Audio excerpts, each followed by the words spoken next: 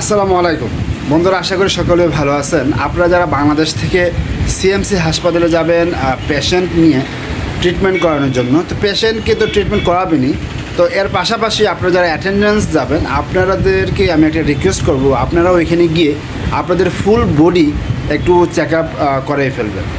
আর এখন সিএমসি হাসপাতালে গিয়ে ফুল বডি চেক আপ করানোর নিয়ম কি, কত টাকা লাগে, কিভাবে করাতে হয় এবং রিপোর্ট কয়দিনের ভিতরে রিপোর্ট পাবেন, এই বিস্তারিত থাকবে আমার আজকের ভিডিওতে। বন্ধুরা, সিএমসি হাসপাতাল থেকে আপনাদের ফুল বডি আপনি কিন্তু চাইলেই চেক আপ করাতে পারবেন না।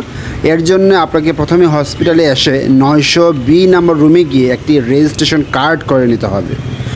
কার্ড করার পর মেইন ক্যাম্পাস যেটা রয়েছে সিএমসি হসপিটাল ভেলোরের যে মেইন ক্যাম্পাস, সেই মেইন ক্যাম্পাসে এসে যে কাউকে বলবেন বা সিকিউরিটি গার্ডকে জিজ্ঞাসা করবেন যে আলফা ক্লিনিক বডি চেক আপের জন্য আলাদা একটি ইউনিট রয়েছে, সেটা হচ্ছে আলফা ক্লিনিক, যেটা হচ্ছে মেইন গেট দিয়ে ঢুকে হাতের বামে অল্প একটু এসে আবার সামনে যে রাস্তাটা আছে, এই যে দেখতে পাচ্ছেন যে গলিটা আছে সামনে, এই গলি দিয়ে গেলে আলফা ক্লিনিকটা পেয়ে যাবেন।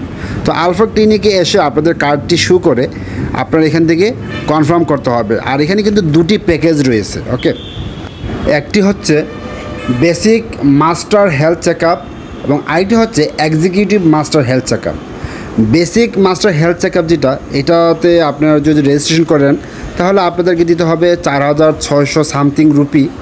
আর যদি মাস্টার যেটা, সেটাতে যদি আপনারা রেজিস্ট্রেশন করেন বা সেই চেক আপটা যদি আপনারা করাতে চান তাহলে আপনাদেরকে দিতে হবে 7600 সামথিং রুপি।